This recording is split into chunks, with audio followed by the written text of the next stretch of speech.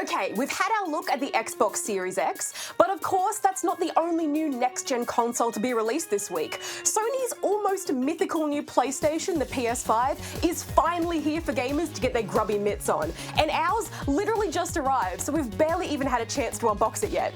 But luckily, I did get the chance to spend a day at Sony in Sydney to get some quality time with the PS5 and explore the game Astro's Playroom, which comes pre-installed on every new console. Now, while I was there, I did take some happy snaps to commemorate such a momentous occasion. A warning, some viewers may find the following images disturbing. I warned you. Now, let's talk PS5. The first thing I noticed was the size of the console itself. It actually wasn't as big as I was led to believe. Definitely not the hefty beast a few faked viral posts would suggest. But it's still quite a bit larger than its predecessor, and I imagine there might need to be some shifting of the space around your TV to make room for it. Particularly if you purchase the model with the disc drive, which does bulk it out slightly on one side. Now, while I personally like the look of it as is, it's already been confirmed that the white PS5 faceplates can actually be removed. So the potential to customize your console is there, which is pretty cool. But the biggest change is the controller, now called the DualSense. It kind of looks like an Xbox One controller and a Nintendo Switch Pro controller had a baby and then stuck a light bar in its belly. The new shape, though, does feel more comfortable to hold than the PS4's did, and I didn't feel as much tension in my wrists as I usually would. Also, if you look super close at the grips, you can see the controller is covered in tiny little PlayStation symbols. Does it help performance in any way? Absolutely not, but it's super cute and I love those little details. What does affect performance, though, is the upgrade from DualShock to DualSense.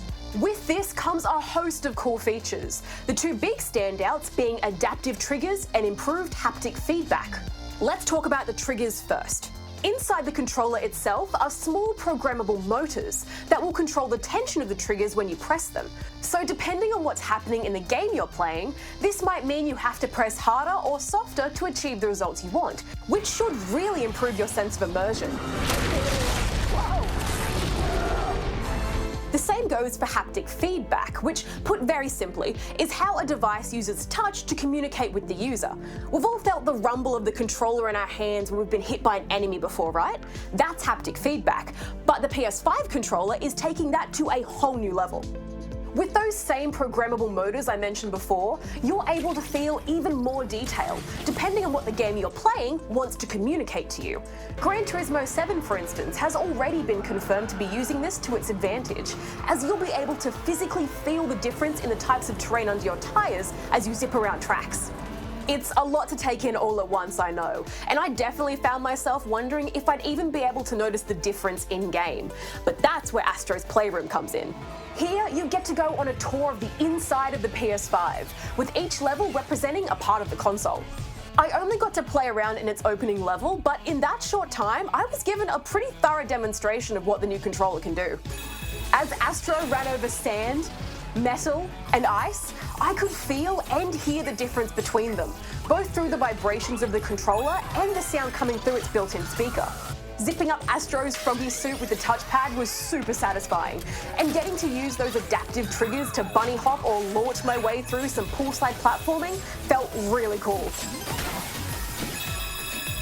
Outside of the controls, Astro's Playroom is gorgeous, with bright colours, fun tunes, and a heap of little Easter eggs, cameos, and artifacts to collect.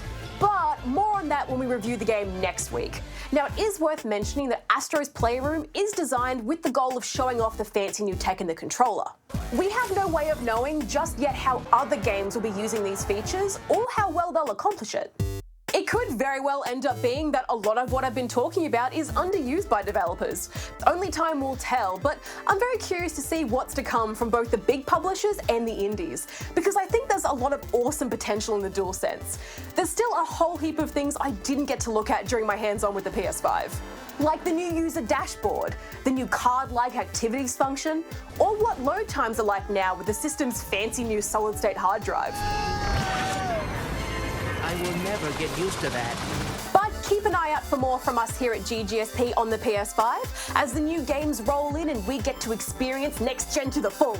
Now, if you'll excuse me, I'm going to go get those photos printed and put in a scrapbook labelled Baby's First PS5. I'm so excited.